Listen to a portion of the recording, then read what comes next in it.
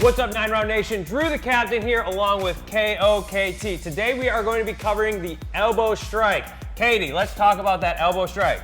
So our elbows, we can use them on rounds 4, 5, 6, 7, and on tie pads. I'm gonna start by showing you an elbow from the rear side. Drew, go ahead and throw one and hold it for me. Now notice, Drew is stopped right in his center line. He's not going any further past that. He's pivoted on his back foot with the ball of his foot dug into the ground to get that full range of motion, the same thing you would do if you were throwing a cross. All right, Drew, go ahead and throw one in regular motion here. Perfect. These are nice and snappy movements. Kind of the same movement as you would do if you were throwing a hook. It's always a snap. Now, if we use our front side here, we want to get that same range of motion that we got from that rear side. The way we do that is we bring our shoulder back first to get it on that same line, and then bring that elbow through. Now notice, we're still stopping in the center line as this elbow comes, and it's still a snap every time.